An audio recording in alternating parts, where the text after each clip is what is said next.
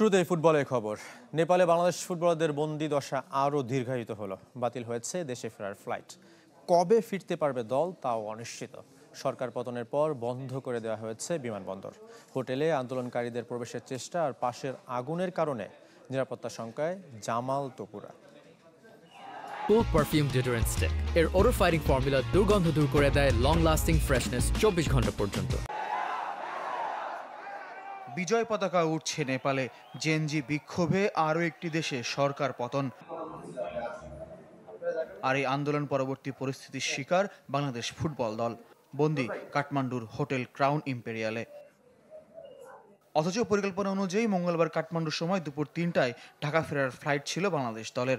সকাল থেকেই হোটেল ছাড়ার প্রস্তুতি জামাল, তপু, রাকিবদের। সময়ের সাথে কঠিন থেকে কঠিনতর হয়ে ওঠে নেপালের পরিস্থিতি। বিমানবন্দরগামী রাস্তায় অবস্থান নেয় আন্দোলনকারীরা, অবরুদ্ধ করে রাখে ত্রিভুবন বিমানবন্দর। এমনকি বাংলাদেশ দলের হোটেলেও আসে বিক্ষুব্ধরা, খুঁজতে থাকে সরকার দলীয়দের। আমরা তো যাওয়ার কথা ছিল কিন্তু যাইতে পারলাম না, তো সব বন্ধ, এয়ারপোর্ট সব ক্লোজ। সবারই তো একটা ফ্যামিলি আছে না, ফ্যামিলিতে সবাই শুনলে তো এটা মনে হয় একটা কষ্ট না, কারণ অনেক বড় তো হইতেছে, এখানে সেফটিতে আছে সবাই।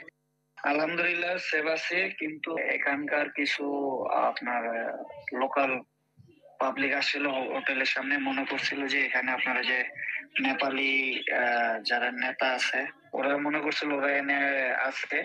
পরে যখন হোটেলের রিচার্জ যায় বললো যে এখানে বাংলাদেশ ফুটবল টিমের ন্যাশনাল টিম আর নেপাল ন্যাশনাল টিম এখানে আছে, আর তখন ওরা চলে গেছে। এখানে ভাই আমাদের এই যে আমাদের ইনিন লেগে যায় ভাই, আরে আমরা বাইরে চলে যাই, এখানে সেফ না ভাই। জ্বলন্ত কাঠমান্ডু আর টিম হোটেলে অবরুদ্ধ বাংলাদেশ ফুটবলারদের প্রমাণ মেলে অধিনায়ক জামাল ভুঁইয়ার এই ভিডিও থেকে। সময়ের সাথে সরকার পতন ঘটে, বন্ধ হয়ে যায় বিমানবন্দরের কার্যক্রম। 114 জন যাত্রী নিয়ে ঢাকা থেকে কাঠমান্ডুর উদ্দেশ্যে রওনা দিয়েও বাংলাদেশ বিমানের ফ্লাইট ফিরে আসে দেশে।